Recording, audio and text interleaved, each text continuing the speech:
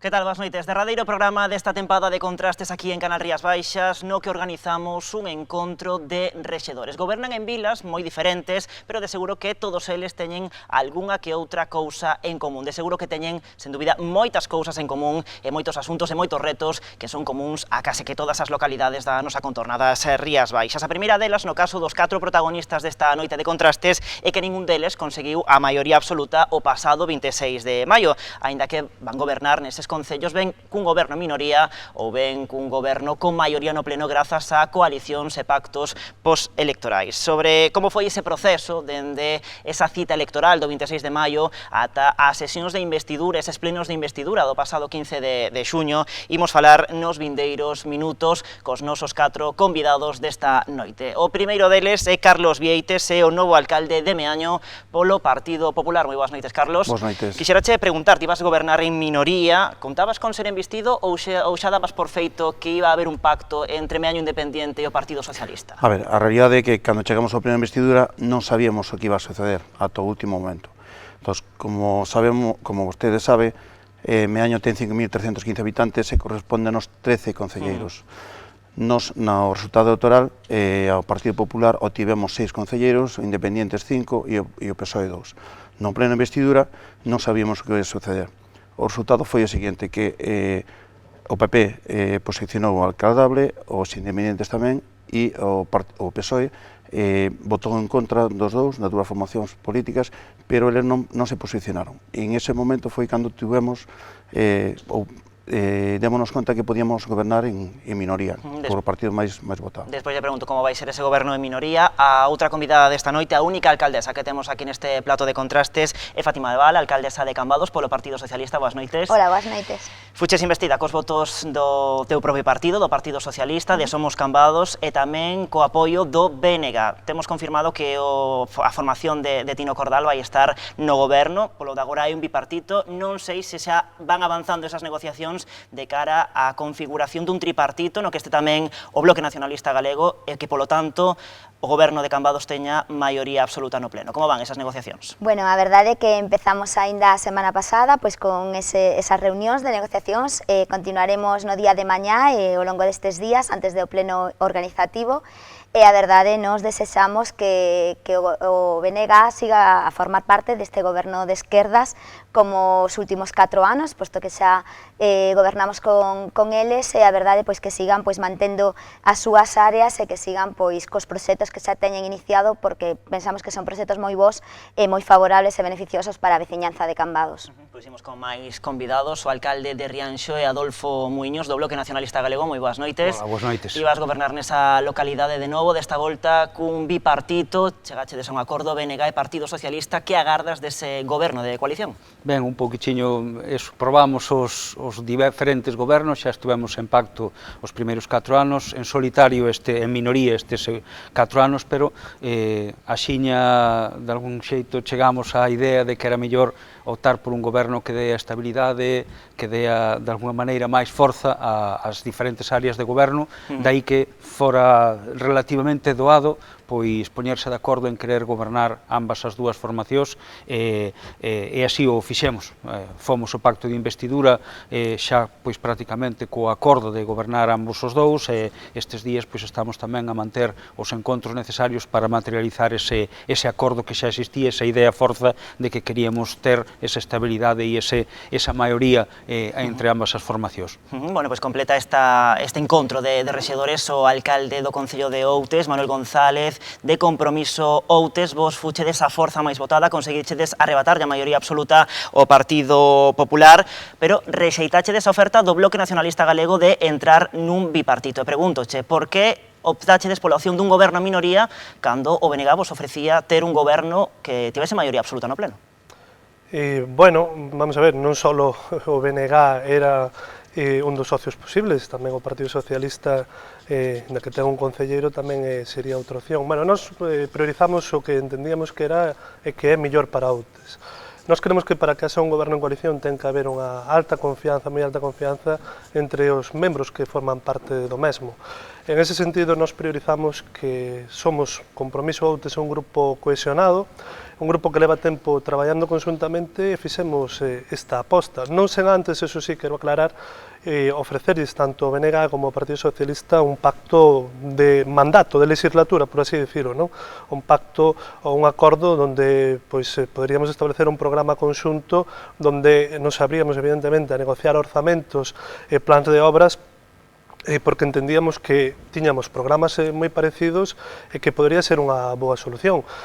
Teño que decir que, bueno, pois legítimamente esa proposta non lle satisfixo a estes dous grupos, pero quero dicir que nós pusemos esta proposta arriba da mesa, finalmente non foi posible, pero creo que optamos por unha boa solución que é deste goberno en solitario. Bueno, pois agora que cada un de vos xa expuxéchedes o que é o mapa ou a cuestión política concreta de cada unha das vosas localidades, abrimos o debate, xa sabedes que podedes intervir cando así o consideredes, ningún de vos ten maioría absoluta, e pregunto, pois, como vedes iso de gobernar, sexa en minoría ou sexa, pois, artellando maiorías de coalición, inda que sexa unha maioría, hai que chegar a entendementos, digamos, tamén antes de ir ao pleno, como vedes esas cuestións de gobernar en minorías, en maiorías?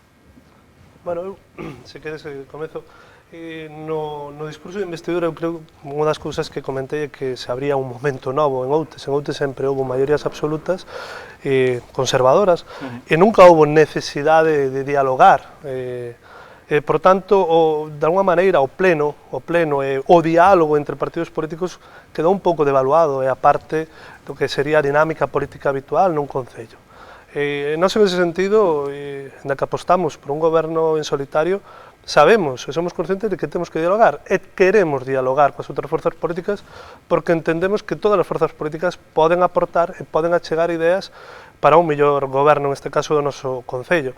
Por tanto, nos afrontamos con a mellor das intencións, digamos, con espírito aberto o noso goberno, non?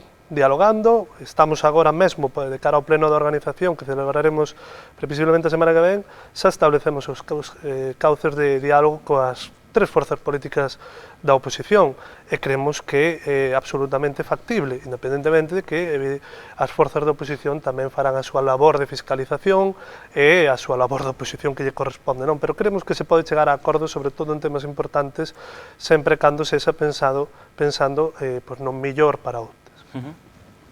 Algo similar, no caso de Meaño, que temos que chegar a acordos puntuais coa oposición, coa única finalidade de facer o mellor para os veciños de Meaño. Que debe ser a primeira vez que nós temos que gobernar en minoría, e a finalidade é esa, ver os programas de cada un deles, chegar aos acordos puntuais, sempre para o mellor dos veciños de Meaño, independentemente da súa ideoloxía, chegar a acordos puntuais e desarrollar ese proxecto en común e en conxunto. Adolfo, ti xa dicías antes, gobernaches en minoría, agora coa maioría do pleno, con ese bipartito, cales son os cambios entre un xeito e outro de gobernar? Os cambios son evidentes. Eu quería, antes de nada, tamén dicir que creo que hai uns tempos que mudaron moitísimo, e de 8 anos para aquí, non? Que é a entrada de diferentes partidos, diferentes axentes. Eu creo que o tempo das grandes maiorías absolutas, onde prácticamente todo se cociñaba PSOE e PP, se mudou. Entraron actores novos e esa entrada tamén agora se dá nos concellos.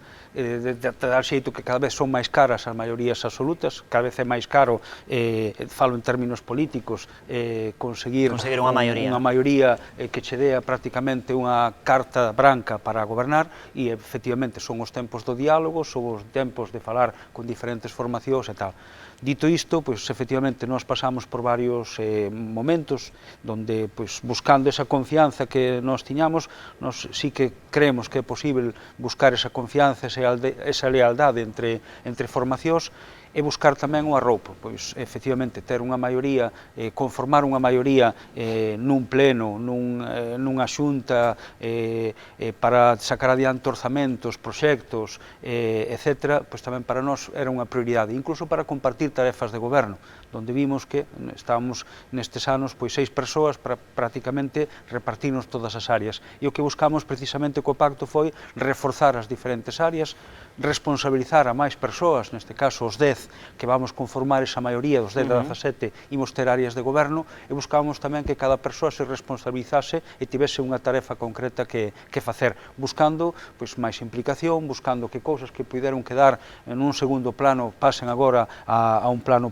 máis máis principal, e sobre todo, xa digo, estabilizar e realmente buscando esa maioría foi o que rapidamente chegamos á sintonía, non? Sabíamos, aínda que fomos un goberno e outra oposición estes 4 anos, en realidade cambiamos o chip tamén moi rapidamente, porque nós pensábamos que había que facer así, e o propio Partido Socialista, que vai co-gobernar connosco, tamén pensou que era positivo que a súa entrada no goberno. A realidade é que foi bastante doado chegar a ese entendemento inicial no tema da investidura, pero agora que tamén no que vai ser o programa e o reparto das diferentes áreas de goberno, creo que vai encaixar tamén perfectamente.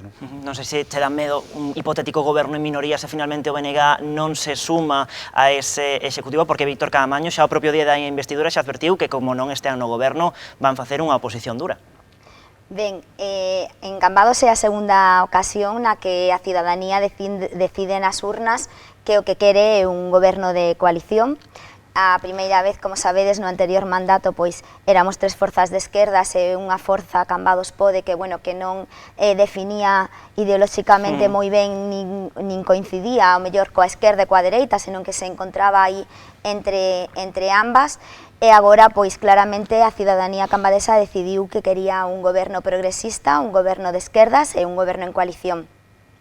É certo que o BNG, desde o primeiro momento, dixo tamén que ian apoiar a investidura de un goberno de esquerdas, que ian apoiar en concreto que eu fose alcaldesa, pero que non tiñan todavía moi claro se ian ou non entrar no goberno. Como dixen antes, eu a verdade que teño a esperanza e o desexo, e o meu grupo político tamén pois así o pensamos, de que o Bloque Nacionalista Galego de Cambados pois queira volver a entrar no goberno, e máis que nada polo que decía antes, non? Seguir con eses proxectos xa comezados, porque é certo que en un mandato, en 4 anos, pois moitas veces non é posible poder chegar a todas aquelas parcelas que queres chegar e poder facer todos os proxectos que tes planificados. Penso que un segundo mandato é necesario para poder pois realizalos. Bueno, no caso, como me preguntabas, de que o BNG non decidise non entrar, pois a verdade é unha posibilidade que aínda non contemplamos, posto que estamos en negociacións e non hai nada que dar por perdido todavía, senón que hai que seguir pois falando e sobre todo, pois o que decía aquí o compañeiro, non? Hai que seguir dialogando e hai que pois intentar consensuar as distintas posturas para poder chegar a acordos e entendementos. Creo que en Cambados o demostramos durante estes 4 anos, como decía, 4 forzas políticas que era a primeira vez que gobernaban en coalición, a primeira coalición tamén no goberno en Cambados, e, sin embargo, pois aguantamos, por así decilo, ese mandato gobernando e facendo pois de Cambados pois un pobo diferente, un pobo moito mellor en canto a turismo, economía e diferentes sectores. Un dos puntos quentes da nosa contorna ao Concello de Cambados, onde ainda está prácticamente todo por decidir. Moitos de vos, creo que os 4 empregaches esa palabra diálogo como a clave dun goberno en minoría, pero non sei se credes que tamén a cuestión política gaña maior riqueza, non? Con ese fomento do diálogo, con esa necesidade de entendementos, se tamén o xogo político é como máis rico, non? Cando non hai un goberno con maioría absoluta. Eu penso que sí, está claro. Ademais, si as forzas pois teñen puntos en común, evidentemente, para que non confronten directamente eses puntos en común, se poden levar a cabo aqueles nos que pois ese entendemento pode ser diferente, ou diferentes formas de ver as cousas se negocia, se dialoga, se chega a consenso. A verdade é que penso que para a veciñanza pois se ve moito máis representada, hai unha maior representación de toda a veciñanza dese pobo, desa vila, no meu caso no pobo de Cambados, e penso que desde logo é moi beneficioso para todos e para todas. Ademais, non sei, as maiorías absolutas que teñen como unha certa imaxe negativa dentro da sociedade, porque hai unhas semanas organizábamos aquí tamén un encontro semellante a este, pero con alcaldes de maioría absoluta, e moitos deles empregaron a frase tipo, eu vou gobernar como se non tivese maioría absoluta, non? Como se o de ter maioría absoluta fose unha cousa negativa, como unha cousa que estropea o xogo político, non sei que opinades. Aquí, cando menos, xa tes que gobernar para todo tipo de ideoloxías, xa non se queda máis remedio, que iros ou non tes que facelo. En todo caso, tamén é unha situación de normalidade, onde, pois, efectivamente, o diálogo agora vai ser o normal. Se que decías. Como comentaba antes, non? Evidentemente tamén non hai que demonizar as maiorías absolutas. As maiorías absolutas están aí pois porque teñen un amplísimo respaldo tamén de xente, é dicir que o aval dos votos, o aval da veciñanza que apoia unha determinada opción está aí. Por lo tanto, resposta a unha maioría de xente que decideu que determinada opción pois se levase un pouco que sexa quen dirixe os destinos do sitio. Iso non quere dicir que, efectivamente, cada vez se está facendo máis plural o que é a vida dos nosos concellos, da xente, das persoas, optan por diferentes, optan por matices, optan por diferencias, entón obriga xa de alguma maneira nese lugar pois a ter outro tipo de opcións, non? É de chegar ao diálogo, a acordos e a pactos, non? Pero iso non quere dicir que, efectivamente, se en determinado lugar existe, que é perfectamente lexítimo, evidentemente democrático, que alguén busque a gobernar. Efectivamente, tamén sempre se fala, gobernar en maioría tampouco é unha carta en blanco, é dicir, unha cousa é o día da votación, pero iso non quere dicir que nos dean un cheque os veciños, os outros partidos e todos os actores políticos que den un cheque en blanco a xente que estamos dando en primeira fila, non? Senón de que o que tamén exixe que haxa momentos, e dai tamén esa chamada que fan, eu creo que prudente, porque son os tempos novos, que falan de que a cidadanía tamén quere participar non só cada 4 anos, senón que tamén quere ter o seu protagonismo durante o resto do mandato. Tamén esa chamada está aí para os que estamos en maioría, os que están en minoría e os que están en calqueira fórmula de goberno. Sí, evidentemente, os gobernos en maioría, ao final todos optamos, en algún momento optamos a ter unha maioría absoluta, evidentemente, non? Pero eu creo que, coincido con Adolfo, que estamos en noutros tempos, e ademais eu creo que é bo de cara á madurez do noso sistema democrático, non? Eu creo que en boa parte de Europa os gobernos que buscan acordos, gobernos sexan en coalición, sexan gobernos en solitario, pero que necesitan apoios diversos, iso é o habitual.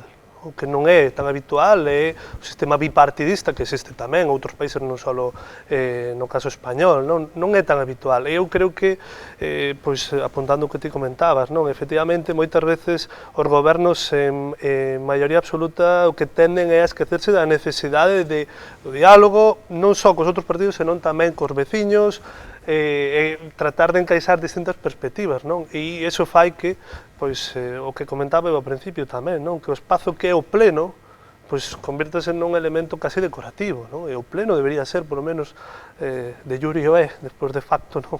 Debería ser outra cousa, non? Debería ser un espazo, repito, de diálogo, de transacción, de cambio. Para iso está a política, non? E as maiorías absolutas o que fan é esquecerse desa cuestión. Pero, bueno, xa digo, todos tamén aspiramos legítimamente ás maiorías absolutas, non? Agora que falaba Manuel desa madurez política de España, estamos vendo, por exemplo, nas negociacións do goberno central, con esas reunións a veces segredas, a veces que saen informacións contraditorias, que cada vez está máis preto un goberno de esquerdas, que agora Pedro Sánchez que está máis preto da dereita, bueno, esas sucesión de informacións que, por exemplo, hoxe se foron sucedendo ao longo da xornada, tamén o podemos aplicar a política local. Temos falta de madurez, entón, temos falta de saber dialogar, de saber negociar tamén entre formacións. É necesario agora nestes tempos novos que dicía Adolfo, na que non hai só dúas opcións, abrir o diálogo e tamén máis negociacións entre as diferentes opcións políticas? Ben, a nivel efectivamente estatal, eu creo que tamén aínda falta un pouquichiño desa madurez que teñen outros países europeos, non? Sí, porque ademais en España é a primeira vez que acontece isto, non? Por exemplo, sería impensável fórmulas como a que se deu en Alemania, onde a Merkel en moitos momentos formou unha coalición de goberno potente, respaldada evidentemente por unha maioría suficiente, entre ela e a socialdemocracia, non? O Partido Socialista, o SPD alemán, non? Esas fórmulas de acordo, ou nalgún outro país tamén, ou onde xogaba, pois, partidos que xogaban, ás veces votaban ao que quedaba primeiro, efectivamente reforzaban, fora quen fora, partidos bisagra que de algún xeito reforzaban a quen quedaba primeiro, demostrando, pois, efectivamente, que o primeiro leva a súa vontade e a vontade mayoritaria da xente de gobernar, pero eses partidos pois tamén voltaba, cambiaba o signo do goberno e a seguinte volta pois estaban votando ou apoiando pois a outra formación, non? Sempre buscando, eu creo que a fortaleza e estabilidade, ter unha visión de conxunto global de país e digamos, montando, favorecendo dinámicas de maiorías que favorecesen a gobernabilidade dun país. E logo tamén hai exemplos para todo, incluso Bélxica estivo sin presidente de goberno, creo que máis de 500 días, e funcionaba, había o resorte, non? Bueno, pois como funcionan países sin gobernos, non? Eso tamén é indicativo de madureces tamén de sistemas administrativos que aguantan perfectamente períodos longos funcionando como máquinas, funcionando... Que ademais non lle permiten ao que goberna, iba a dicir de turno, bueno, pois sí, o que está nese momento, facer o que quere, non? Dicir, se hai un sistema ben estruturado, ben establecido, un sistema democrático como é debido, pois poden pasar, bueno, isto é case anécdota o de Bélxica, pero en outros lugares, non? Iso impide que veña un gobernante que por casualidade está aí, un iluminado, con ideas un pouco estranas, e que o poida facer, porque hai contrapesos. Iso é unha cuestión de riqueza democrática. Eu creo que no caso español, ademais, somos aínda escravos da nosa propia historia, non? Esta política de grandes bloques que agora se volve a reproducir, non? Pois o bloque de esquerda-dereita, roxo e azul, ou como lle queramos chamar. Eu creo que aínda falta un tempo para consolidar de verdade unha democracia e unha transición que se fixo con aspectos positivos, pero fai falta un tempo e seguramente isto que estamos comentando da necesidade de chegar a acordos, de que sexan máis transversais, etc., tamén pasa ou tamén ten que ver con esta necesidade de consolidar un sistema democrático que ainda é novo. Como vedes, os dos partidos tradicionalmente maioritarios que seguen a ser as dúas formacións maioritarias, a primeira forza agora mesmo en España, a segunda forza, non? Agora en España, como vedes esas negociacións, quizáis os vosos partidos estaban acostumados a non ter que negociar, pregunto. Home, evidentemente sí, polo que falábamos, non? Ese tradicional bipartidismo que existía pois no noso país, a nivel xeral, a nivel autonómico e tamén a nivel local, pois agora pois desapareceu, hai moitísimas formacións políticas novas, hai formacións políticas pois que tenden máis a dereita, que tenden máis a esquerda, ainda que, bueno, que se definen como de centro-esquerda ou centro-dereita, pero sí que tenden a unha das dúas. A verdade é que, pois, eso que decías antes, non? Esa madurez política en canto a negociacións, que vemos que realmente vai a ser o que impere nos vindeiros anos, non? Entendemos que agora, pois, esas forzas políticas están tamén no panorama político e haberá, pois, que dialogar, que consensuar e seguir mediando e sempre pensando, pois, evidentemente, no interés xeral, Quizás hai un cambio a nivel social e incluso a nivel político, ¿no? Que observamos todos. Antes existía o bipartidismo que acabamos de comentar ahora e digamos que as forzas minoritarias non teñen cabida. Agora levamos unha temporada que sí teñen cabida e en algúns concellos, por exemplo, sí que incluso chegan a gobernar eles e son os que realmente marcan as pautas. Eso quizás anos atrás era impensable. Entón, estamos nunha etapa diferente, non sei canto vai a durar, pero que sí os tempos están cambiando. Pasa igual algo similar coa información pública, non? Ou cos medios de comunicación. De repente sale unha noticia e agora coas redes sociales xa todo é para inmediato. Unha noticia que sale ahora, mañán xa parece que xe é de moi atrás, moi bella. Entón, quizá na política tamén este existindo ese tipo de cambio. E chegamos a unha etapa que temos que chegar sempre a diálogos, acordos, etc., que antes parecía que era anecdótico. Vamos preguntar agora... Sí, Adolfo. Só quería dicir que o que ten tamén que desaparecer un pouco é, non sei se chamarlle as vísceras metidas no tema da política, non? Refírome a que agora xa non é tempo de vinganza, é dicir, e aínda parece como se o que perde estivera vingándose do que gaña, dicíndolle que non, cando o que debería ser asumir, a nós tocounos un papel, o meu papel é que PSOE ou PP, cando sexa, foi gañar, porque a cidadanía díxolle, ti gobernas, entón o meu papel é favorecer a gobernabilidade do que gañou, non? E asumir o meu papel de gañador ou de perdedor, pero parece que aínda falta, bueno, pois intentamos aínda vengarnos do que gañou, mandándolle ou deixando que acabe indo a pactar con non sei quen ou tal, cando efectivamente debería darse algo xa de certa raciocinio ou poñer algo de racionalidade e efectivamente, se a cidadanía me mandou e me dixo que o meu papel era ser segundo ou ser terceiro, non me corresponde gobernar. O meu papel é ser fiscalizador, que decía antes, pero a favorecer a gobernabilidade dun país, dun concello ou do que corresponda, non? E aínda hai algo de vísceras aínda funcionando aí. No es no, voto non porque me dixeches que sí, ora te mando para tal sitio porque non sei que, e intento facerchas pasar canutas, e eu creo que eso tamén ten que desaparecer, e deixar ser un pouquiño máis racional e máis, bueno, pois democráticamente pois máis razonable a situación. Si, tamén ese intercambio de cromos douche unha alcaldía setime das unha comunidade autónoma e esas cousas que están pasando tamén por aí adiante. Vos preguntar tamén pola campaña electoral, porque que máis que menos, temos que recoñecer todos, desexamos que pasen rápido, que eses 15 días pasen o máis rápido posible. Como vivichedes vos esta última campaña, e tamén se todo o que prometichedes en campaña o vedes viable, se ides cumplir polo menos a gran maioría daquilo que prometichedes, se o vedes como algo viable? Por exemplo, Carlos, que se estreaba como novo candidato, como viviches a túa primeira campaña electoral? Moi intensa, moi intensa. Eu tuve a suerte que me rodeei dun gran equipo, a lista éramos 23 persoas, e logo tínhamos un executivo, unha persona de colaboradores que me axudaron moitísimo. Eu din o paso 22 de xaneiro, para mí unha etapa nova na miña vida, e rodeeime creo que das mellores persoas que eu considerei. Foi moi intenso, empezamos nunha situación regular e logo a nosa intención é, como todos queremos, alcanzar a maioría absoluta. Quedamos a 108 votos a maioría absoluta, pero esos 4 meses foron moi intensos, de moito traballo, duro traballo. Meses intensos tamén por aquí, por Outes, por exemplo, non? Sí, bueno, non sei, é certo que viñamos a traballando, estivemos nos últimos 4 anos como primeira forza da oposición. Eu creo que fixemos un traballo continuo de contacto cos veciños que facilitou, digamos, o sprint final. Unha das cousas que habitualmente nos din os veciños é que vos acordades de nós cando aquí agora en campaña, pero antes non vides.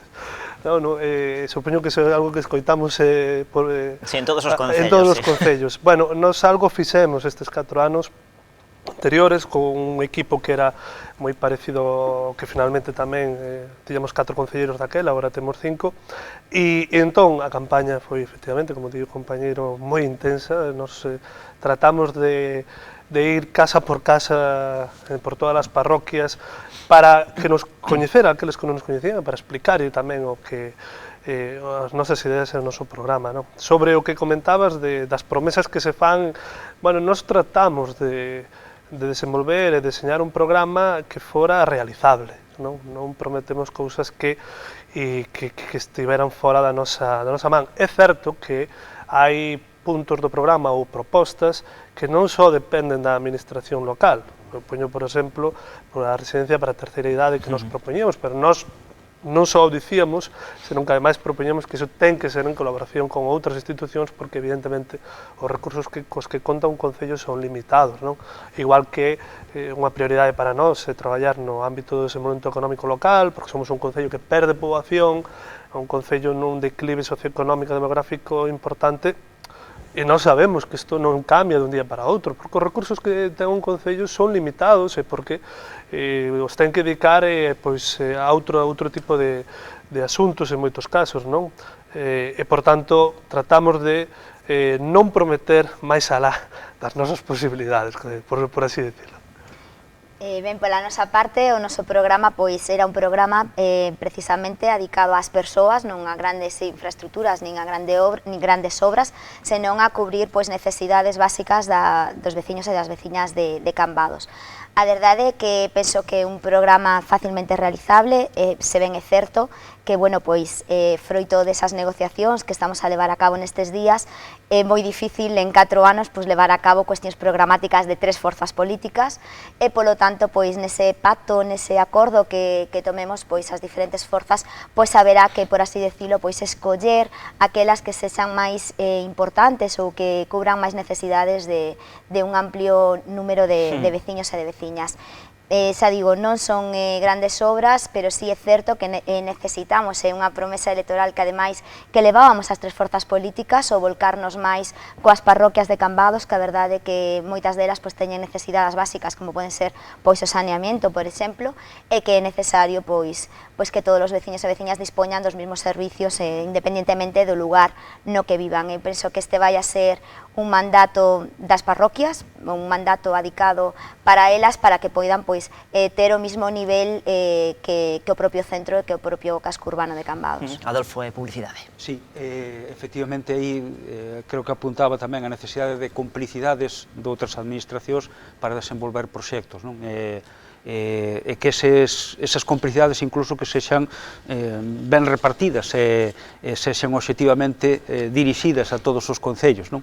Nese senso, pois eu sí que lanzo tamén a favor da Deputación da Coruña o programa como fon o Plan Único, que prácticamente reparte aos concellos con independencia de quen sexa e que vai estar vixente, ademais, agora 4 anos máis, reparte unha cantidade importante que permite materializar algo do que falamos, ese saneamento integral das parroquias, que prácticamente eu creo que todos desexamos chegar a ese saneamento completo, pero son necesarias, efectivamente, complicidades de outras administracións, a Xunta, a propia Diputación, e nese senso tamén unha idea xeral que temos todos os concellos, non? De que a nós nos chegan máis competencias, pero non estamos vendo chegar os fondos necesarios. Sí, é dicir, todo o mundo lexisla e nos di os concellos son competentes en abastecemento, os concellos competentes en sanidade animal, os concellos competentes en incendios, os concellos tal, pero eso non ven acompañado dos fondos necesarios. E xa digo, é absolutamente necesario que cheguen os fondos das outras administracións, que haxe incluso un cambio de clip por parte do propio Estado para primar tamén concellos avellentados como son os galegos, concellos dispersos como son os galegos, e que por ser avellentados ou dispersos non estamos recibindo unha prestación acorde a iso, senón que priman máis os que están agrupados e os que están en cidades. E aí hai unha merma que eu creo que perxudica a PP, PSOE, Compromiso, Bloque ou a quen sexa, só polo ser concellos deste país que ten esas casuísticas diferentes e que deberíamos estar primados de outra maneira para que cheguen os fondos a xente, as persoas, que votan isto, votan aquilo, votan o demais alá, non? Bueno, de contado falamos das vosas prioridades, antes marchamos á publicidade, estamos de volta agora mesmo.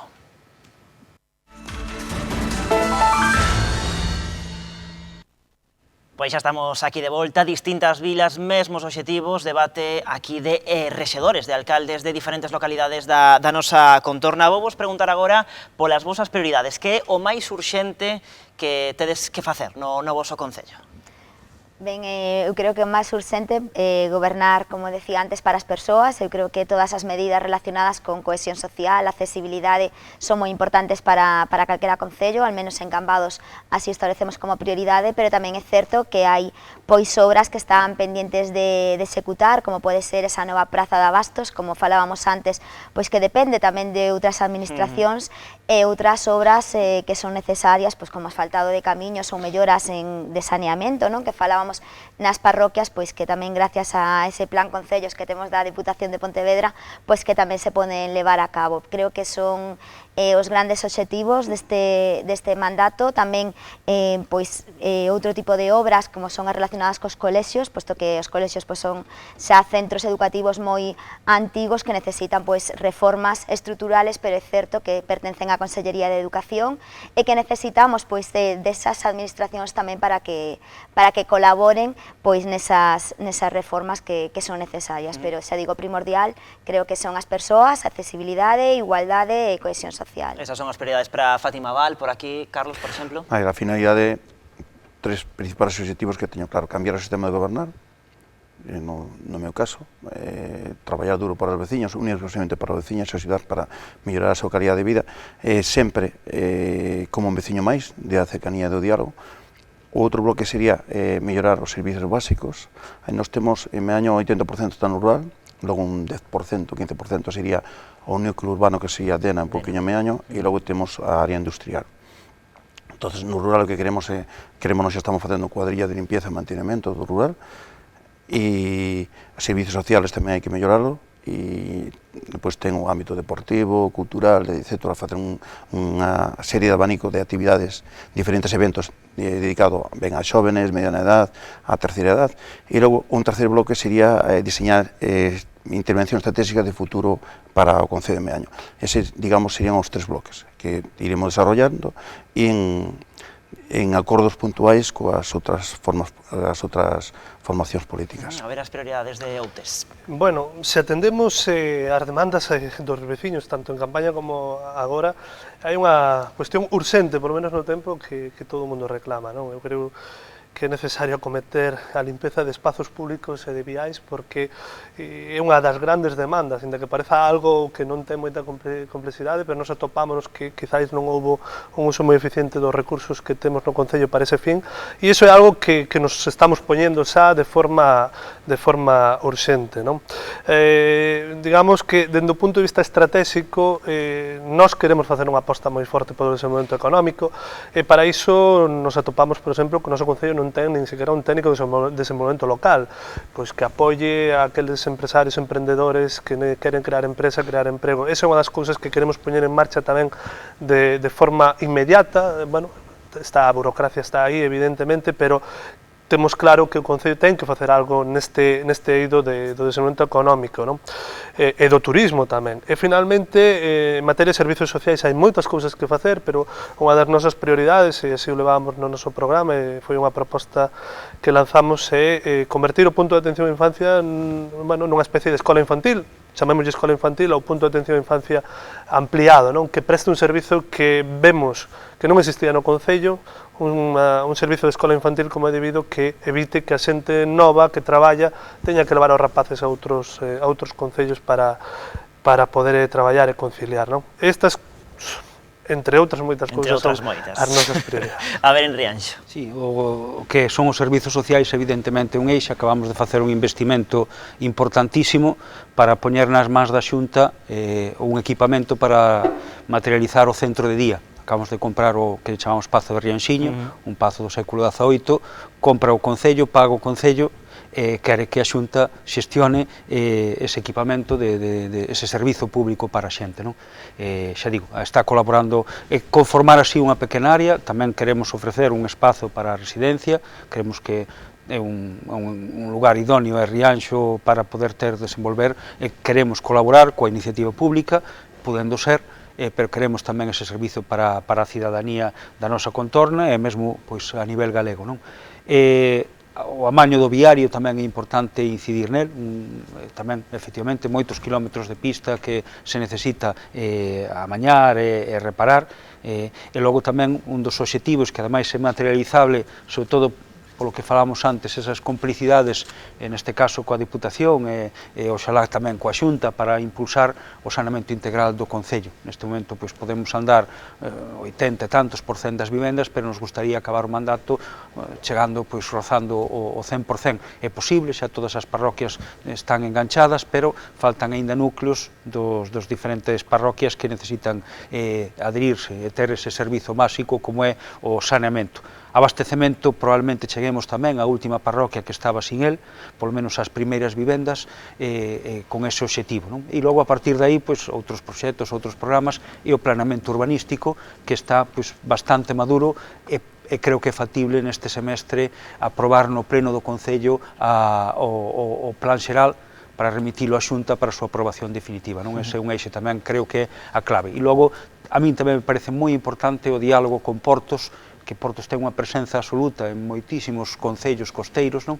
No caso de Rianxo tamén, e a relación ten que materializarse de outra maneira. Nós necesitamos que Rianxo teña unha relación especial co mar, imagino que o resto dos lugares tamén, e nos encontramos ás veces cunha especie de tapón que se chama Portos de Galicia, que imagino que pola súa propia dinámica exerce ese papel en todos os concellos, non? Pero hai que abrir, porque necesitamos tamén esa relacionarnos co mar, é a solución. A boa parte dos nosos terreos, das posibilidades de expansión de zonas deportivas, de aparcadoiro, de lecer, están a carón do mar, e Portos, o propietario, non o Concello. Son terreos que perdeu o Concello no seu día en relación co mar, e é necesario abrir un diálogo diferente, non?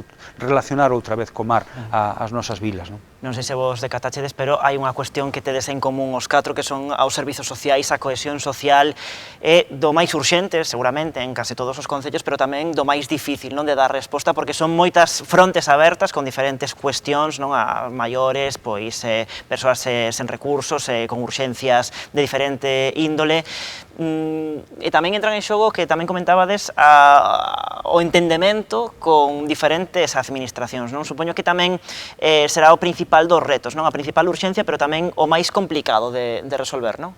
Quería facer un inciso, que no caso Meaño somos 5.315 habitantes, 7 parroquias, e os servicios básicos prestámonos de xeito municipal, non temos prácticamente nada privatizado, e iso é unha idiosincrasia que hai que saber levar. Tens que ter estrutura organizativa moi ben montada, ten que ter moi bon granaxe, e o servicio a día de hoxe é moi bo, moi bo. Incluso os servicios sociales, axuda a domicilio. Agora sí. Ben, é certo que hai moitas axudas que se fan por parte do Concello, axudas sociais, pois como pode ser uns fondos de emerxencia social, que temos no Concello de Cambados, nos que se axuda a familias que están en risco de exclusión social e que dependen únicamente do Concello, e que sirven para poder un pouco sufragar determinados gastos que aparecen como imprevistos en familias que non contan con eses recursos para eses imprevistos. Pero tamén é certo que hai moitos outros servicios, como pode ser o servicio de axuda no fogar ou poder acceder a un centro de día de Cambados ou a calquera outro tipo de centro, que sí que dependen da propia Consellería, non? Que temos aí ese convenio firmado co consorcio e tamén coa Consellería, e ás veces eso dilátase moito no tempo. Por exemplo, para poder acceder a determinados servicios que están subvencionados pola Xunta de Galicia, é preciso que unha persoa faga unha valoración de unha determinada minusvalía, e moitas veces ese tipo de valoración chega a tardar incluso un ano, ou incluso para poder determinar que unha familia pode ser perceptora e beneficiaria dunha risga, dunha renta para inclusión social, que pode tardar incluso ata 9 meses. Entón, é certo que ese tipo de colaboración das consellerías ou de outras administracións cos propios concellos deberían axilizarse en favor, en beneficio da cidadanía, porque ao fin e ao cabo os concellos somos a administración que estamos máis próxima, pero moitas veces non temos competencias, e outras veces sí temos, como decía Adolfo, determinadas competencias, pero non temos os recursos para poder leválas a cabo, sempre estamos dependendo desas outras administracións. Creo que esas inercias entre distintas administracións e esas competencias deberían de estar ben delimitadas e ben definidas. Non entra dentro desta pregunta, pero un pouco reiterando o que decía antes Adolfo, esas relacións con Portos de Galicia, esas desafectacións que moitas veces pedimos a portos de zonas que foron por recheos ao mar, ou incluso desafectacións de casas donde antigamente vivían profesores, pero que pertenecen á Consellería de Educación. Creo que ese tipo de relacións deberían ser moito máis fluídas e moito máis rápidas e máis eficientes, porque é certo que o acordo se ten que tomar nun pleno, ten que ser en sesión plenaria, e moitas veces ese pleno é aprobado ou ese punto por maioría, por unanimidade, e sen embargo, despois, cando se transmite ese acordo plenario unánime, tarda moitísimo tempo en materializarse, o único que se está perdendo son servicios e beneficios para os propios cidadáns. Entón, ese tipo de fluidez entre administracións debería de existir e ser moito máis áxil e rápida. Dicía que si o alcalde de Rianxo coa cabeza. No, decía sí que efectivamente é así, e ademais que hai un engadido, e é de que son tan cambiantes as eleccións que igual concellos que foron mimados con proxectos de agora, acaban ou despertanse en mans de alcaldes diferentes, de outro sino, porque ao final o que debemos todos de ter en consideración é de que estamos diante de persoas, e polo tanto as persoas non teñen sino votan o que queiran, pero é necesario atendelos e realizar esas actuacións, e esas complicidades que hai que facer, xa digo, é a nivel global, porque é absolutamente necesario que os concellos teñan unha maior dotación de gasto corrente, unha maior dotación de investimento, porque ao final todas as políticas, mesmo as que teñen que ver coa Xunta de Galicia, coa Diputación, acaban incidindo directamente no Concello. Son persoas dos Concellos os que acaban están sufrindo, nalgúns casos, ou beneficiándose. Eu sí que teño tamén, hai exemplos desa colaboración institucional, tampouco quero quedarme só co malo, pois efectivamente hai investimentos importantes en Rianxo de outras administracións na Xunta que teñen que ver co saneamento, a nosa realidade incluso coas vivendas dos mestres, nós temos un proxecto do Instituto Galego de Vivenda Solo desenvolvéndose en Rianxo que é unha realidade, con 4 vivendas que van ser vivendas sociais e que están rematándose estes días e estamos traballando no seguinte, é dicir, que hai exemplos de boa cooperación que eu creo que non deberían ser os menos, sino que deberían ser os máis, de lealdade institucional, de lealdade na cooperación, de boa fe e boa vontade, porque xa digo, os beneficiarios son persoas que votaron 1001 cousas diferentes. A finalidade ten que ser por aí, o sea, por ben dos veciños. É a xente. Simplemente buscar o mellor para os veciños. Entón, os orzamentos concellos son os que ten, a capacidade de inversión é a que ten, se quere facer algún tipo de inversión tens que contar con outro tipo de entidades públicas, se non é capaz de levarse a cabo nun período determinado, e o que sí parece que cada vez te dan máis funciones, máis competencias que das recollidas na lei de base de régimen local, pero non che dan orzamento. E entón que chaman competencias impropias, por exemplo, a educación. Ti tens que manter, agora veñan os directores todos, son pasarvos igual, os directores e as AMPAs, cunha retaila aí de cousa que tens que facer antes de setembro que empeza outra vez o curso. Con lo cual, tens que coller recursos propios, digamos, dunha competencia que a educación non é a túa, pero ti tens que facer o mantenimento dos edificios dos colexios. Entón, agora, todo o verán, tens que adaptar as instalacións para o novo curso, etc. Con lo cual, te dotan dunhas competencias, pero non de recursos. Xa. Sí, sen dúbida, a coordinación do traballo conxunto con outras administracións é básico, non? E na área que comentabas, na área de servicios sociais, sen lugar a dúbida, non? Eu creo que un dos retos que nos enfrontamos, sobre todo nos concellos rurais, é o avellentamento poblacional. E isto, con cambios tamén sociais que se están a producir, implica unha necesidade de recursos enormes para atender a esta nova prioridade, non? E ademais, no caso da atención á terceira idade, non? Servizos de atención no fogar ou algún tipo de infraestructuras como centro de día ou residencia, nós tamén o temos que ver nun concello con un certo declive demográfico, etc., como unha oportunidade, non? Porque estamos falando non só de atender a xente maior como é debido, senón tamén unha oportunidade de emprego para moita xente que en moitos casos no rural se carece deste tipo de nichos de emprego, por así dicirlo, non? Entón, nós creemos que aí hai que facer un esforzo colectivo, donde Concello e nomeadamente Xunta de Galicia, que ten moitas competencias en ese sentido, deben traballar conxuntamente, tamén pensando na dinamización do espazo rural. Falaba, sí, adiante. Só era un apuntamento que a FEGAMP realizou hai xa varios anos un documento con 100 medidas en prol do municipalismo galego. Esas 100 medidas, moitas delas estaban por executar, e eu creo que unha das máis importantes era reducir o que lle chaman as subvencións finalistas, esas subvencións que van dirixidas a facer unha actuación concreta, e cambiar ese reparto por un maior dotación en fondos para o que son os concellos, en xeral, para desenvolver a súa actividade xeral. Esa é unha das medidas, eu creo que é importante. Menos subvencións, que ao final estás con funcionarios traballando ali días e horas que non sabes se che van dar e é para un proxecto concreto, e máis dotación, máis xuntar eses fondos e dividilos dunha maneira obxectiva, con criterios sexa dos plans de obras ou os plans únicos, ou que sexa, poboación, máis avallentamento, máis esforzo fiscal, máis, etc., número de parroquias, máis extensión, bueno, buscar uns criterios que sirvan para todos os concellos de maneira obxectiva e que sexan unhas subvencións finalistas, un diñeiro que chegue polo mero feito de ser concello, ter poboación, e ter un número de parroquias ou ter carencias. Iso é importante. A maneira de actuar, unha das medidas tomadas pola Deputación de Pontevedra, pois a cada concello lle corresponde unha asignación económica polo número de habitantes, pola súa superficie, unha cantidade concreta que sabes xa dende un principio a cantidade que é, e logo cada concello é autónomo para poder facer,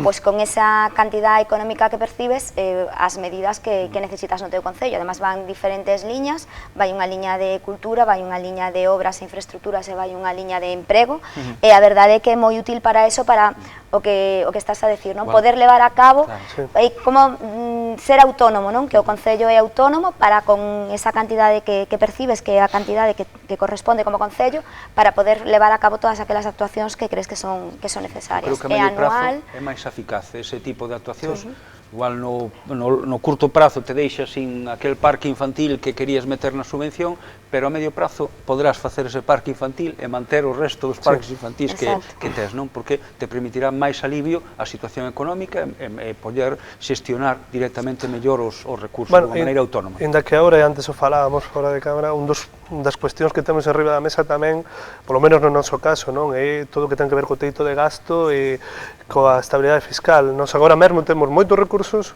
que non podemos utilizar, que poderíamos utilizar de forma autónoma, non? Porque o que estamos falando ao final é da autonomía municipal, non? De ter unha estabilidade nos recursos que non haxa subvencións finalistas, etc. etc. Entón, unha das cuestións que está arriba da mesa tamén é, bueno, pois como utilizar, no noso caso, remanentes que se levan acumulando ano tras ano porque ingresábamos moito máis do que podíamos gastar. Hai medidas que son de outros tempos, neste caso o teito de gasto ou outras medidas son de momentos onde a crise estaba afogando. Efectivamente. Esa crise, entendo que de algún xeito todos percibimos que en boa medida pasou para os concellos, é necesario axustar tamén unha nova política e unha nova legislación que acompañe esa situación. Non pode ser a mesma resposta que hai 8 ou 9 anos cando nos estaba golpeando. Ten que mudar. Eu espero que sí. Cumpriu unha medida moi boa nunha etapa determinada, pero que agora creo que hai de adaptalas aos tempos actuales. E crea distorsións, como que primeiro teñamos que devolver un crédito que de coste cero, un crédito que non ten valor, pois temos que estar devolvéndolle aos bancos antes que destinalo a pagar a proveedores, por exemplo, porque o primeiro que temos é que pagar a débeda bancaria, e resulta que é unha débeda que non ten valor, porque non devolves intereses, que está a cero, nalgún caso. E, bueno, pois, esa situación, esa paradoxa, hai que resolver. Eu prefiro pagar, evidentemente, o proveedor ou invertir no tema local que, efectivamente, andar a pagar a débeda bancaria. Esa é a realidad, pero existe esa obrigación aínda a día de hoxe.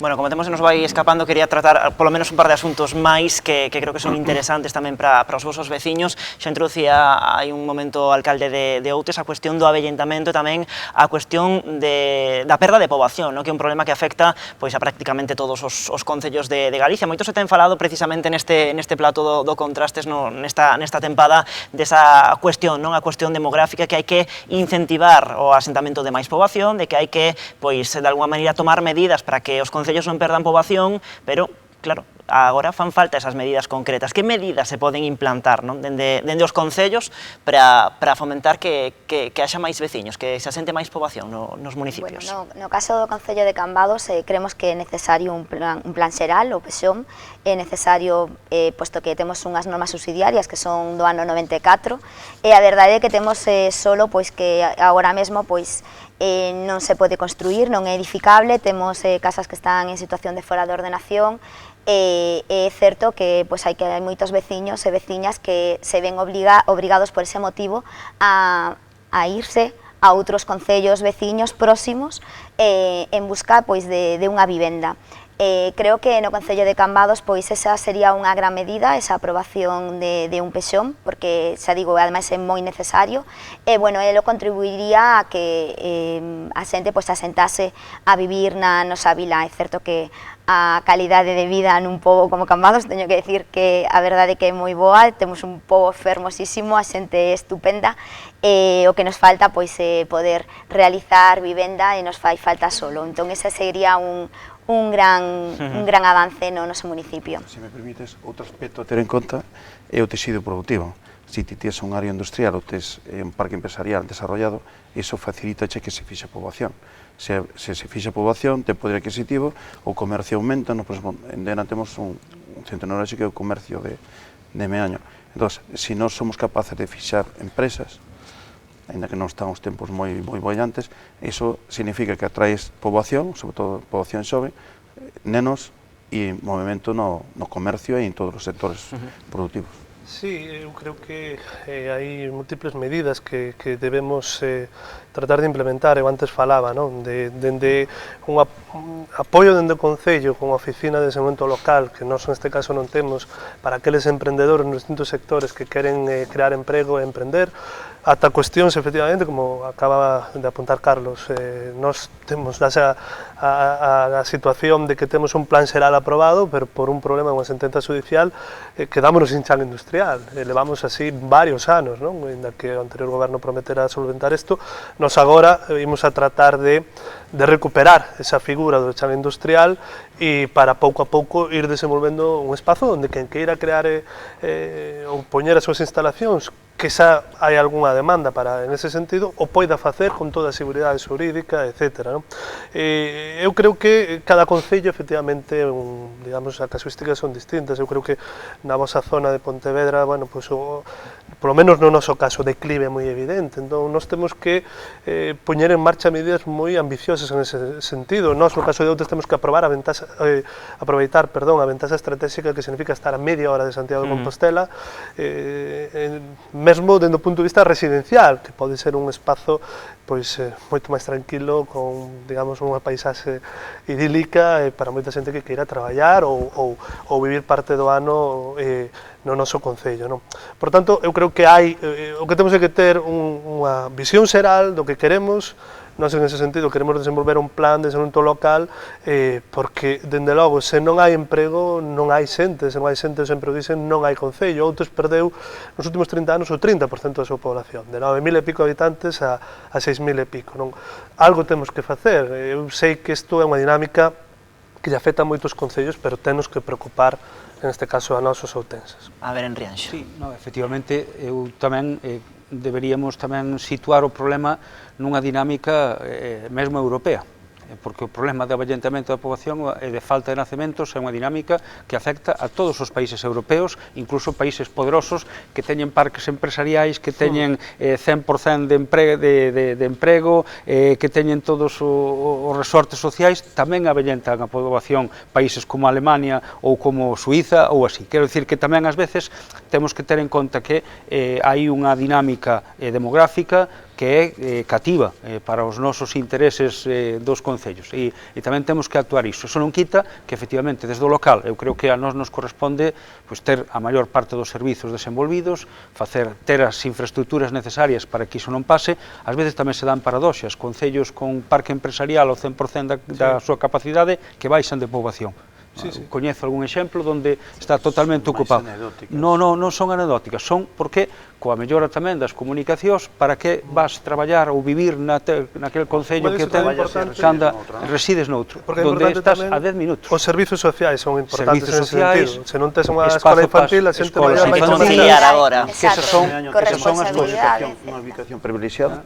Estamos na autovía, estamos a poucos minutos de Camba do Sanxenxo do Grove, entón, eso nos permite tamén a ubicación, nos permite ganar poboación e, de momento, manter a poboación. Agora que dixen a cuestión da conciliación, xa dicía antes na publicidade que quería tratar tamén o asunto da igualdade, vai ser o último tema que tratemos, e voulle preguntar, en primeiro lugar, a alcaldesa de Cambados.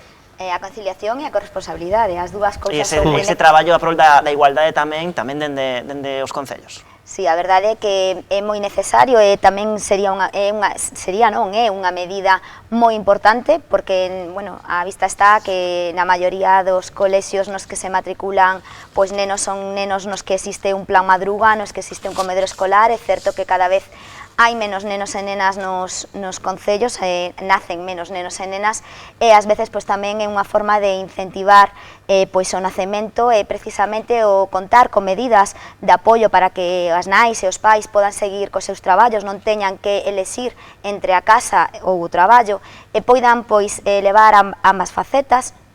Eso sí que depende pois maiormente dos concellos, non? Que esas medidas poidan ser levadas a cabo. A verdade é que desde o Concello de Cambados durante estes 4 anos leváronse a cabo moitísimas medidas en canto á igualdade, tamén á conciliación e á corresponsabilidade, e sobre todo pois non solamente a igualdade entendida como entre homes e mulleres, senón tamén a igualdade entendida como a inclusión, non? Que todas as persoas debemos de ser tratadas e de ter os mesmos dereitos e as mesmas obligacións. Tamén é algo que levamos desde o programa do Partido Socialista e que estamos moi encima dele, que queremos levar a cabo un gran plan, por así decirlo, de accesibilidade para todas as persoas, e non solamente aquelas que teñen mobilidade reducida, senón que tamén persoas que teñen pois calquera tipo de diversidade emocional ou sensorial, para que tamén pois se poidan ver incluídas e reflexadas na sociedade cambadesa. Mais por aquí.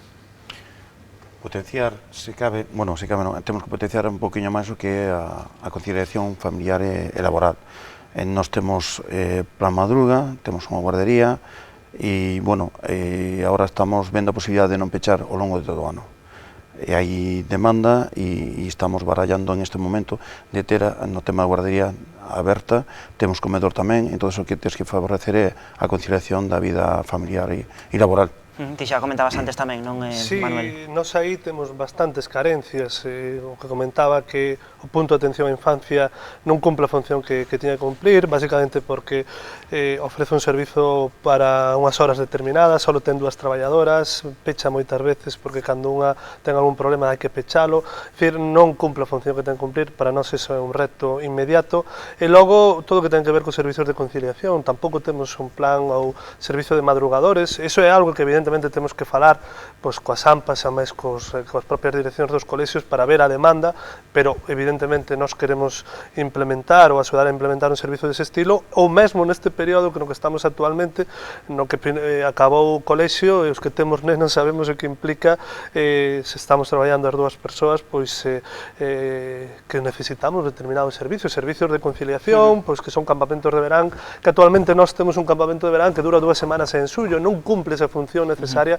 para conciliar, que querámolo ou non, os servizos de conciliación son os que máis redundan, ou unha das cousas que redundan na igualdade, porque tamén sabemos que cando non existen, quen carga con ese traballo suele ser as mulleres, non? Por tanto, eu creo que aí temos moito, no noso caso, moito que traballar. Pecha o alcalde de Rianxo. Sí, no noso caso, efectivamente, nós sí que temos ese campamento agora, durante mes e medio, hai cerca de 200 rapaces, estendímolo tamén para que houbera madruga e tamén fixemos este ano por primeira vez a ampliación tamén o transporte para que todas as parroquias tamén poidan mandar os rapaces a ese campamento central que está na vila, non? Entón, a verdade é que está a ter éxito xa digo que son cerca de 200 persoas. Se nos está quedando pequena a escola infantil, a escola de 80 prazas, estamos un pouco traballando para a posibilidade de ben ampliála ou ben dotar algún edificio que poida tamén cumprir ese labor, porque eu creo que efectivamente a línea é de dar servizos. Canto máis servizos haxa en prol da conciliación, mellor será, favorecendo pois, un poquinho esa igualdade. Non? Acabamos de aprobar agora o plan de igualdade, o segundo plan de igualdade, que lle toca a esta corporación tamén impulsalo e afondar nel, ademais que entendemos que é transversal a todas as conciliarías e, polo tanto, debemos implicarnos no que é a execución dese plan de igualdade e as medidas que ven ali, porque cada vez tamén somos concellos máis diversos e diferentes e debemos ser concellos abertos a iso. Non? E medidas, xa digo, de conciliación.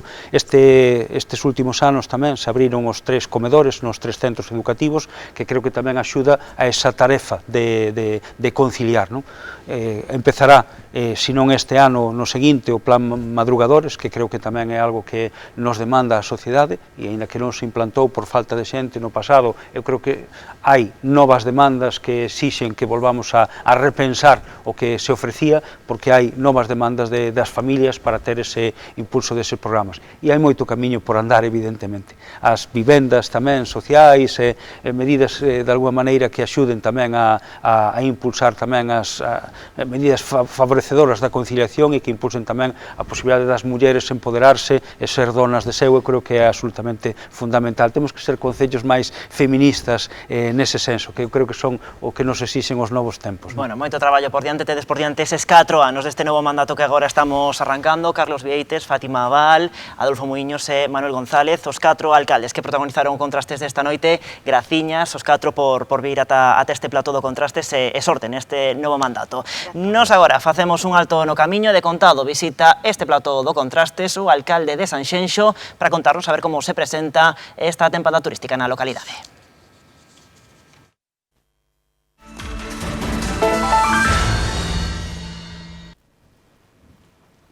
Pois xa estamos aquí de volta, aquí no Contrastes en Canal Rías Baixas. O noso seguinte convidado podemos dicir algo así como que pasou de 0 a 100 en moi pouco tempo, de liderar a oposición en Sanxenxo a estar a fronte dun goberno bipartito, agora a gobernar en solitario cunha folgada maioría absoluta. Telmo Martín, alcalde de Sanxenxo, moi boas noites. Boas noites. Benvido ao Contrastes. Moitas gracias. De contado falamos desa traxectoria política, pero antes quixera comezar falando de turismo, porque o Concello, sempre o di vostede, é referencia en toda Galicia en materia turística. Como se presenta, pois, esta tempada no referente ao turismo no Concello de Sanxenxo? Bueno, pois eu creo que, como sempre, como todos os anos, con ilusión, non? Sanxenxo somos líderes nos 4 meses de verán, e, por lo tanto, o que hai que facer é seguir mantendo uns bons servicios de limpieza, de orden nas calles, coa Policía Local que está facendo unha labor moi importante, sobre todo no tema da movida, as praias que estén en perfectas condicións, e depois o tempo axuda, pois estáse moi ben.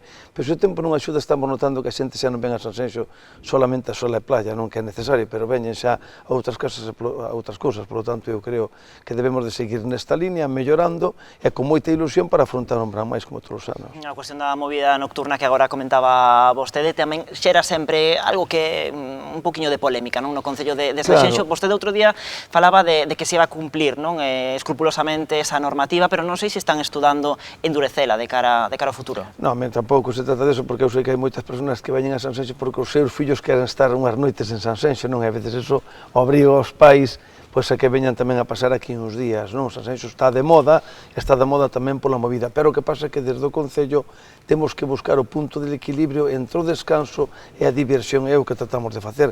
E, por tanto, a lei, claro que se aplica, quen aplica a lei, ademais, son os policías locales cando fan as denuncias correspondientes, e nós, pois, sancionamos todo eso, pero intentamos non ter que chegar a esos extremos, non? Os locales cumpran cos seus horarios, cos ruidos excesivos que hai a veces en algunha zona, e creo que vai haber colaboración por parte de todos para que sea un verán bo. Bueno, falando de turismo, desta volta, agora que arrancamos este novo mandato, vai ser vostede directamente o que se encargue de xestionar a cuestión turística no Concello de Sanxenxo. Por que tomou esta medida?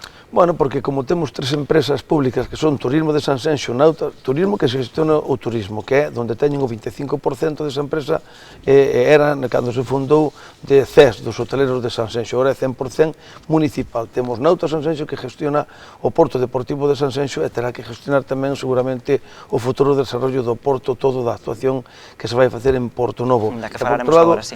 Temos Ínsula Sanxenxo, que é outra empresa que naceu coa intención de facer vivendas, sobre todo para xóvenes.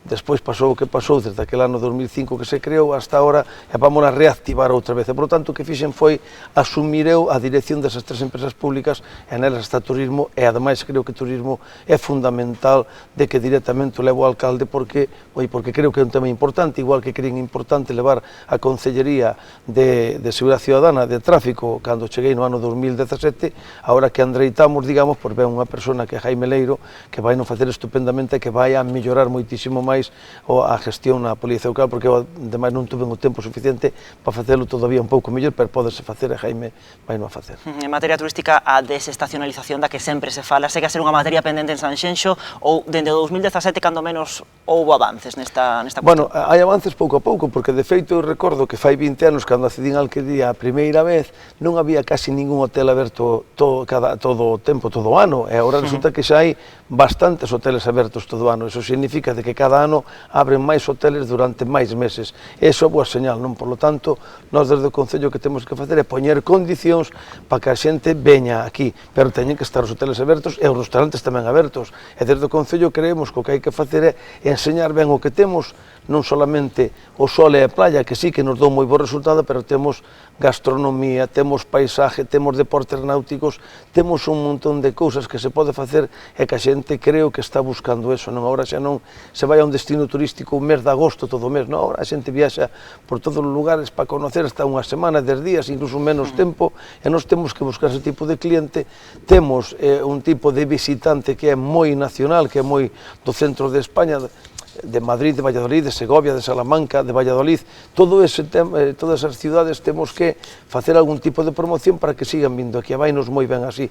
Quero recordar aquí que Sanxenxo somos o Concello do norte de España que máis plazas hoteleras temos, e ningunha cadena hoteleira. Temos todos son empresas familiares, grandes cadenas, pero que naceron aquí que son familiares, non?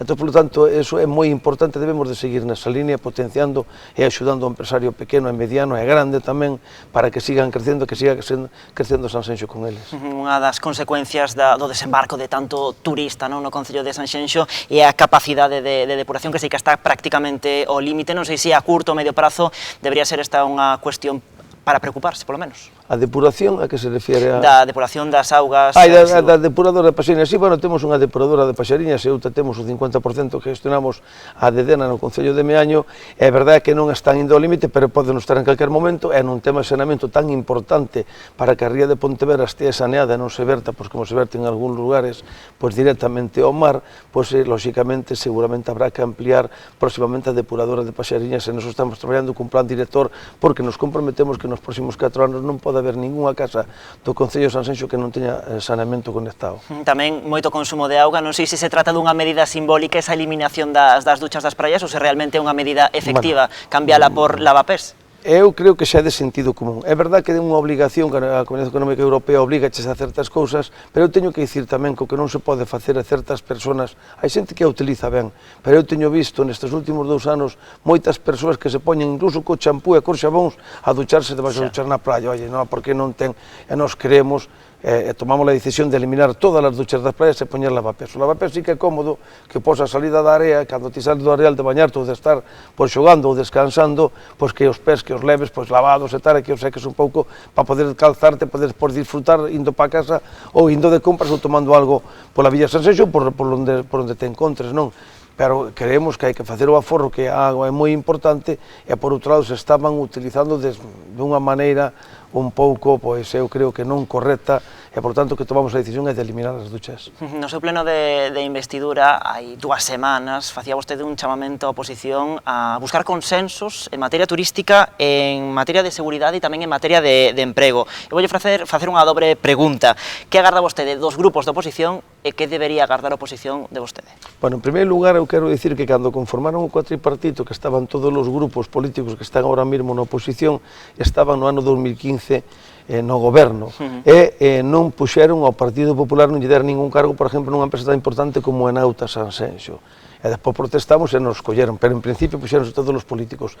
Nos rebaixamos os consellos todos de administración das 3 empresas a 7 membros. Está o goberno representado, lóxicamente, hai un membro de cada grupo político, o sea, en cada empresa hai un membro da oposición, son 3 grupos, está en Turismo Sanxenxo está o PSOE, en Enauta Sanxenxo están o grupo mixto, que está Vanessa Rodríguez e Jesús Sueiro, Ciudadanos e Jesús Sueiro por o SAL, pero que lle demos a opción ao SAL, a Jesús Sueiro, porque é o que máis votos ten dentro do grupo mixto, porque Vanessa Rodríguez foi a que menos votos sacou dos grupos todos políticos que estamos, que conformamos a corporación. A Ainhoa Dixen, que está en turismo, e demoslle a Sandra Fernández do BNG, que é portavoz, demoslle a entrada en Ínsula, que ten un papel moi importante Ínsula, coa posta en marcha do parque empresarial, tamén o tema das vivendas para xóvenes que temos que enfocar, e outros temas que hai que facer no Concello que se lle vai a encomendar a Ínsula Sanxenxo. Por lo tanto, nós neso creo que nos estamos dando cabida a oposición en cada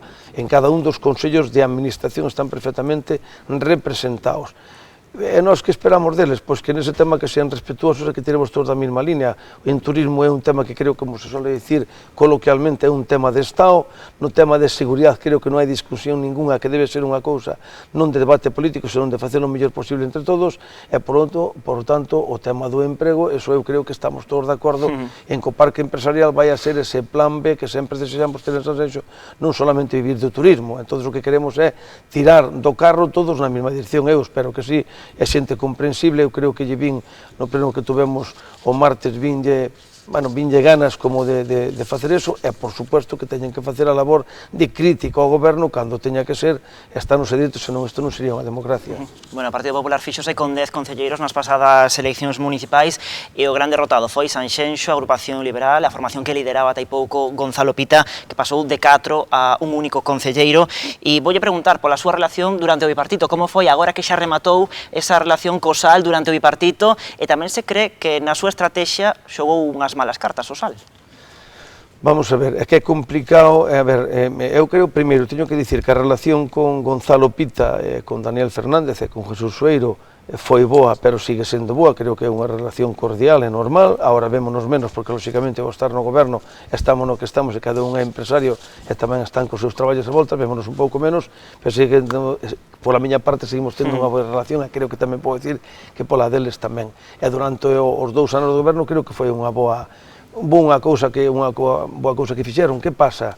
creo que o haber roto o Grupo SAL a través de que Vanessa se marchou, Vanessa Rodríguez, para Ciudadanos, eu creo que eso que se pagou nas urnas, pero pagar nos dous, o sea, se sumamos os votos de Ciudadanos e de SAL, terían ahora mismo 3 concelleiros, o sea, serían seguramente o PSOE non tería os 3 concelleiros, pero as rupturas non son nunca son boas.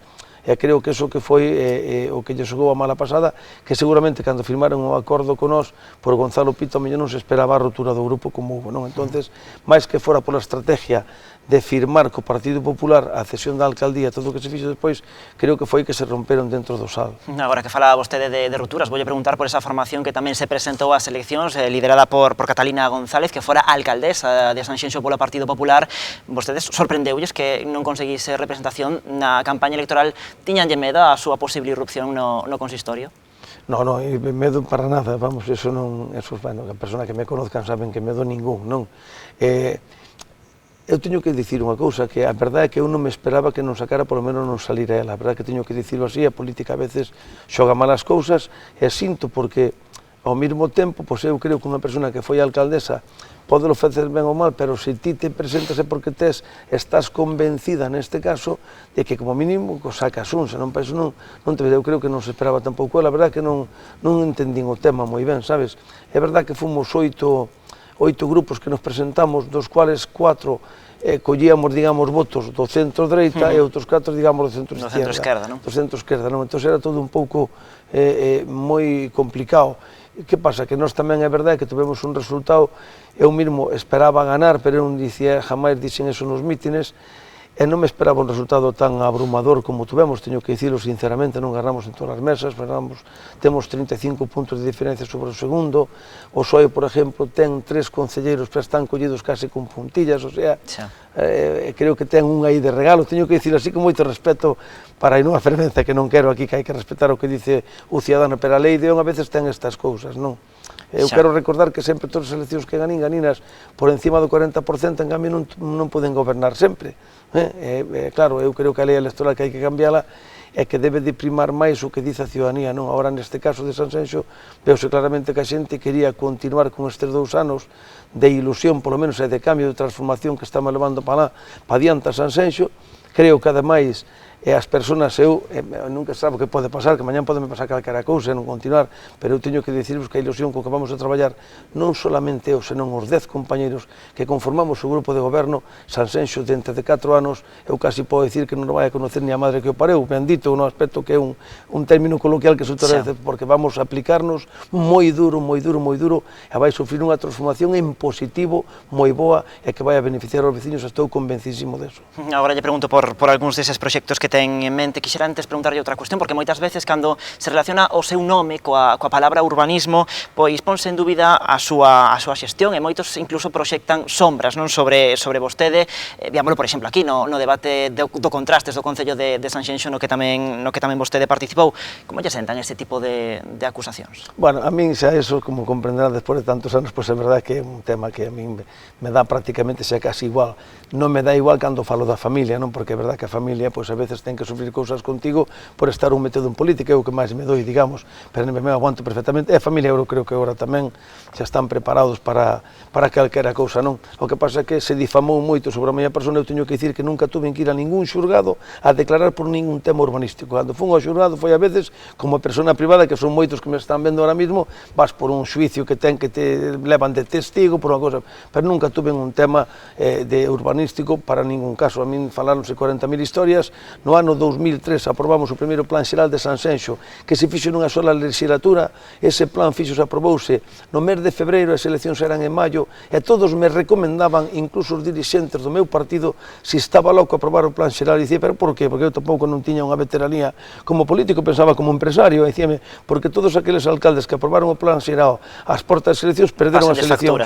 Resulta que eu saquei máis votos e tal, porque claro, hoxe está aí o resultado, que o plan é mellorable, sí, pero tuven que facer aquel plan, porque que sería Sanxenxo se non hubiéramos feito aquel plan que se aprobamos no ano 2003? Quería velo seu, porque todas as barbaridades que hai feitas en Sanxenxo fixéronse porque non houve plan xeral. Eso está claro, demostro a calquera das vivendas que hai feitas son anteriores, con licencias anteriores ao plan xeral.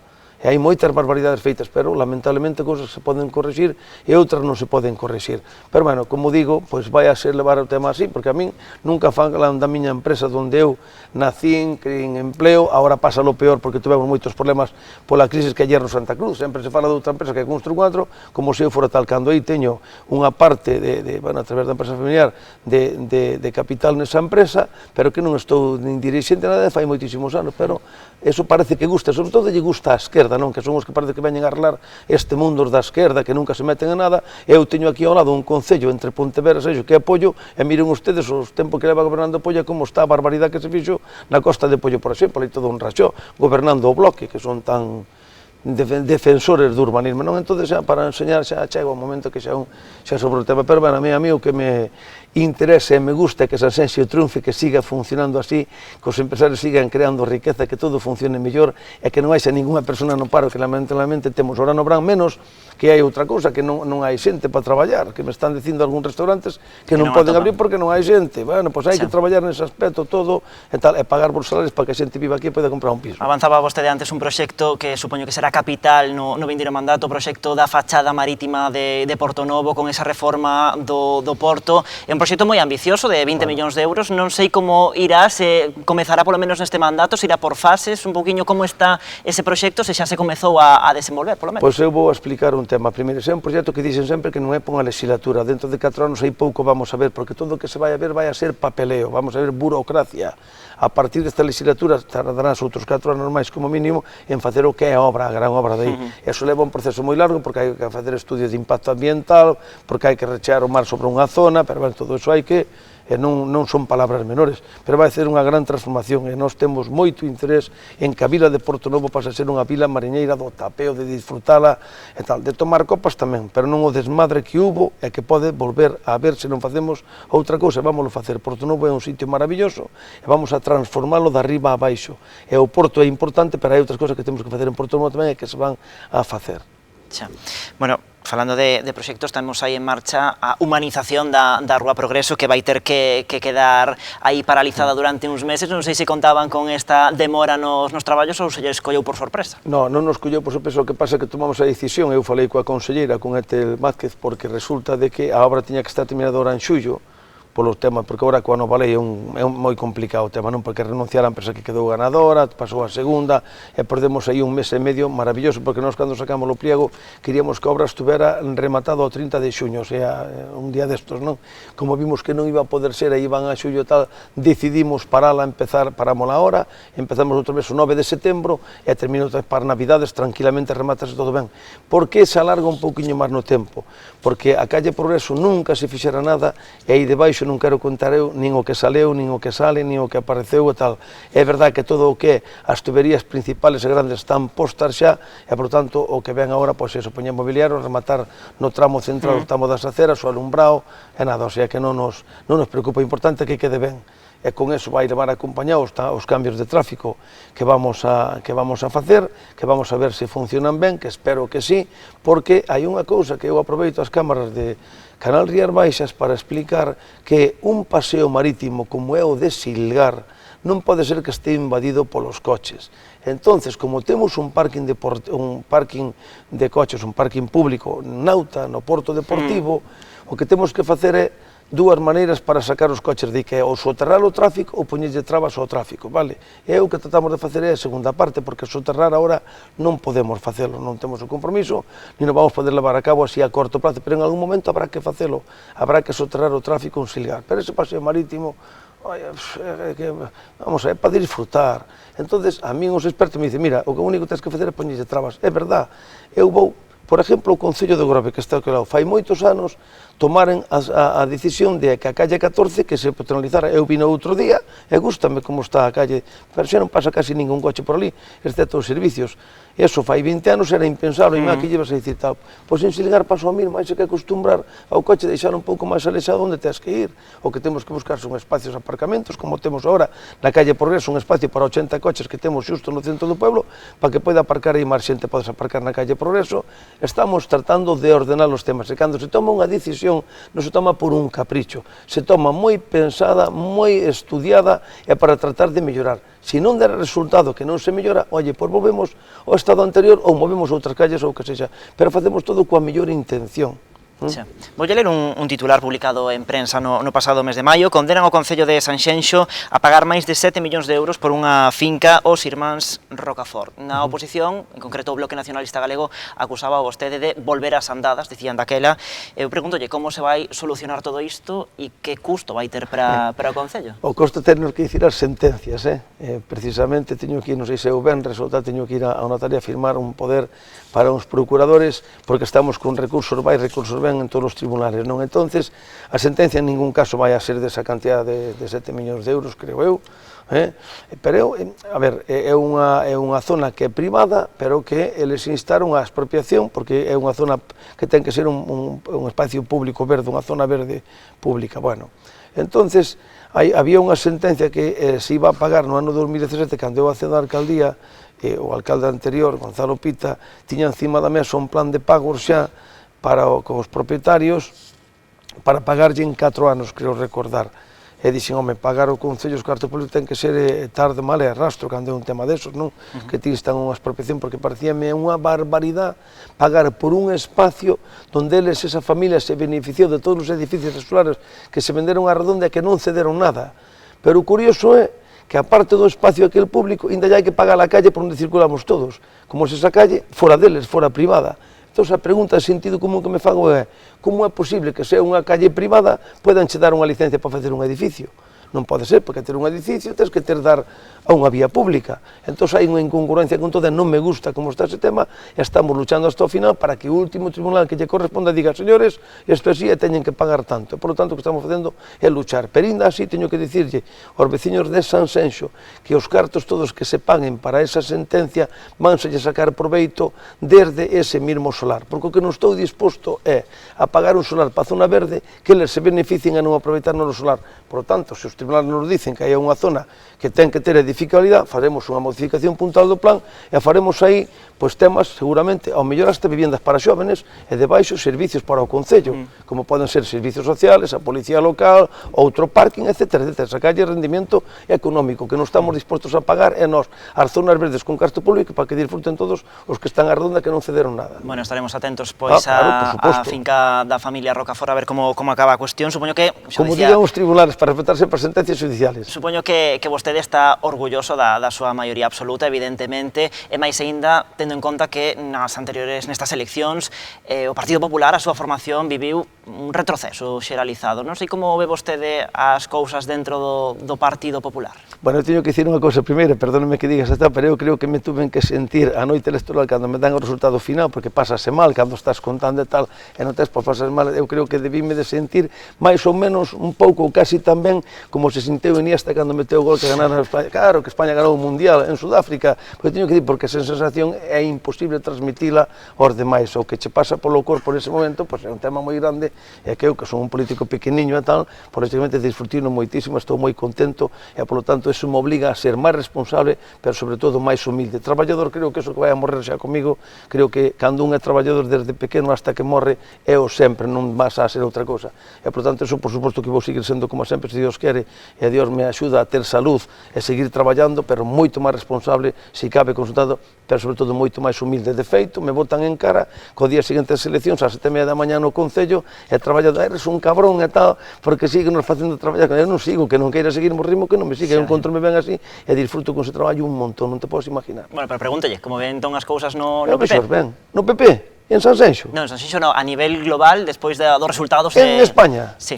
Bueno, en España a mí non me gusta o que está pasando co país. En España eu teño que dicir que nós creo que fixemos algunha cousa mal desde o Partido Popular, co resultado que tuvemos do presidente noso, de Pablo Casado, pois non me gustou, a mí non me gustou, pero bueno, hai que remar todos na mesma edición. Tamén teño que dicir, por outro lado, que se agora houber eleccións nacionales, que ojalá as haya, baixo o meu punto de vista, creo que sacaríamos un moito mellor resultado e creo que podría haber en España un goberno en coalición de centro-dereita. Desde logo non me está gustando nada o o que estou escoitando é que non me gusta, que non non entendo nada, sinceramente non entendo como podemos ter un presidente como o señor Pedro Sánchez, é que non o entendo, e non entendo como podemos ter nas mans de Pablo Iglesias negociando con tal, falando dunhas cousas tal, cando o país está pasando o que está pasando, e hai que ter en conta unha cousa, que ahora de momento as cousas empezaban a ir ben e ainda non estamos notando os problemas, pero un país que gasta moito máis do que ingresa vai a sufrir no futuro, e a mí non me gusta deixarlle aos que veñan, aos xóvenes que veñan detrás, non me gusta deixarlle problemas, e temos a obligación todos os políticos de traballar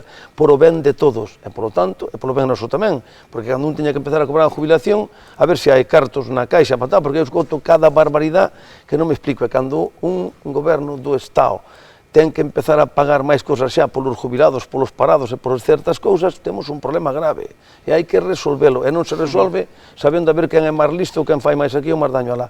É unha barbaridade o que está pasando, e iso pasa porque temos unha lei que é unha puta basura, é unha vergüenza. A lei que temos electoral é unha puta basura, e a culpa tamén do Partido Popular. Teño que dicilo así, e cando Rajoy tiña que habela cambiado, non a cambiou. É unha vergüenza o que está pasando, o digo sinceramente. Eu son de ter unha segunda volta, e que na segunda volta que van a quen tiña que gobernar, e punto, se ten que ser Pablo Iglesias, que sea Pablo Iglesias, pero non así deste mamoneo que hai tal que é un cachondeo que non me gusta. Moi ben, Telmo Martín, alcalde de Sanxenxo, graciñas por achegarse esta noite. A ustedes. O contrastes, o derradeiro contrastes, por certo, desta tempada. Así poñamos o punto final a esta tempada deste programa de faladoiro de debates aquí en Canal Rías Baixas. Foron 47 programas, 34 deles debates electorais que tiveron vostedes a oportunidade de ir vendo en todos estos últimos meses. Grazas a todos vostedes por estar aí do outro lado da pantalla. Por suposto, tamén grazas a todo o equipo que fixo posible estes 47 programas, estes 47 intensos programas. Vou dicir os nomes de todos os compañeros que traballaron arreo para facer estes espazos unha realidade: David Algarra, Nacho, Mariajo, David Costas e Juan, os cámaras de Canal Rías Baixas,